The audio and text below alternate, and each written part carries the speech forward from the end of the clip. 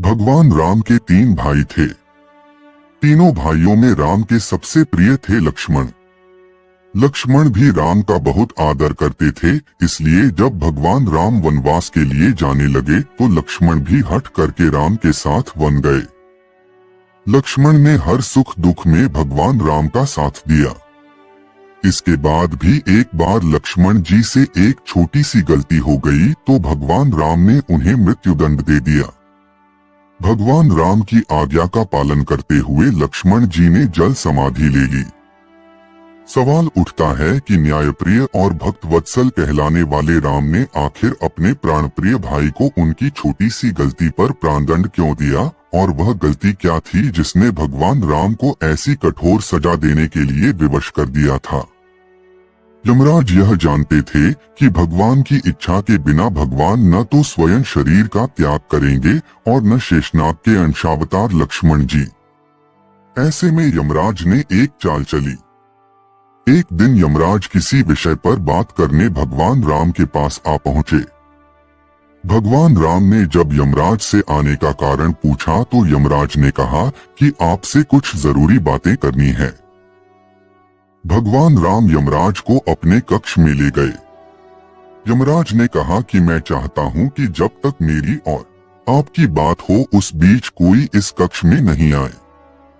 यमराज ने अपनी बात को आगे बढ़ाते हुए कहा कि अगर कोई बीच में आ जाता है तो आप उसे मृत्युदंड देंगे।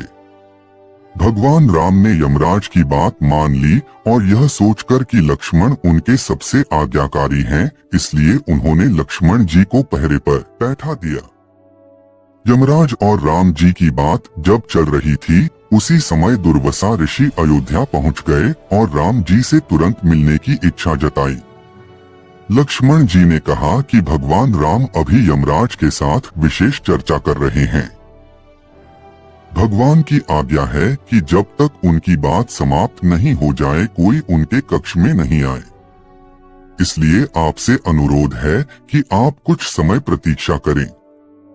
ऋषि दुर्वासा लक्ष्मण जी की बातों से क्रोधित हो गए और कहा कि अभी जाकर राम से कहो कि मैं उनसे मिलना चाहता हूँ, अन्यथा मैं पूरी अयोध्या को नष्ट होने का शाप दे दूंगा। लक्ष्मण जी ने सोचा कि उनके प्राणों से अधिक महत्व उनके राज्य और उसकी जनता का है, इसलिए अपने प्राणों का मोह छोड़कर लक्ष्मण जी भगवान राम के कक्ष में चले गए।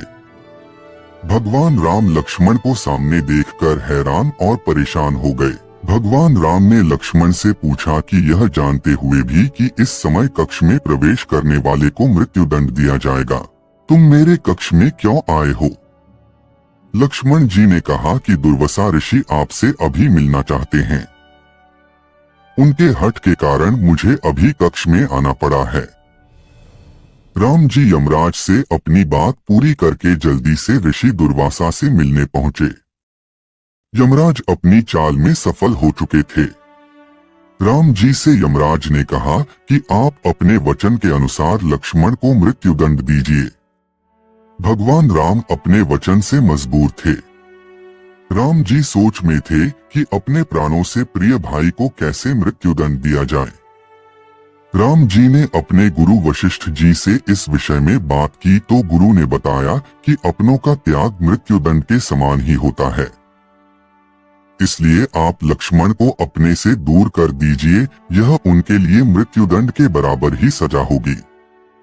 जब राम जी ने लक्ष्मण को अपने से दूर जाने के लिए कहा तो लक्ष्मण जी ने कहा कि आपसे दूर जाकर तो मैं यूं भी मर जाऊंगा, इसलिए अब मेरे लिए उचित है कि मैं आपके वचन की लाज रखूं। लक्ष्मण जी भगवान राम को प्रणाम करके राजमहल से चल पड़े और सरयू नदी में जाकर जल समाधि ले ली। इस तरह राम और लक्ष्मण दोनों ने अपने अपने वचनों और कर्तव्य का पालन किया।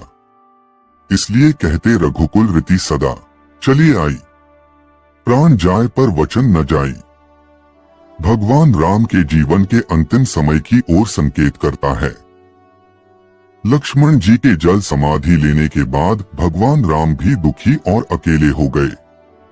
अपने वचन का पालन करने के बाद भी राम के मन में गहरा विषाद था। लक्ष्मण के जाने के बाद भगवान राम ने अयोध्या के राजकाज को संभालने की जिम्मेदारी भरत और शत्रुघ्न को सौंपी।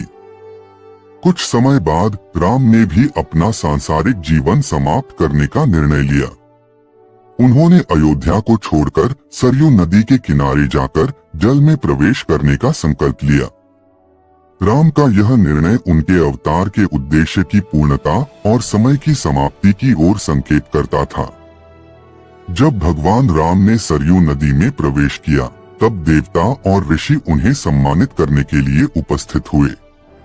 सरयू में जल समाधि लेने के साथ ही भगवान राम ने अपने अवतार का अंत किया और वे अपने दिव्यलोक वैकुंठ लौट गए।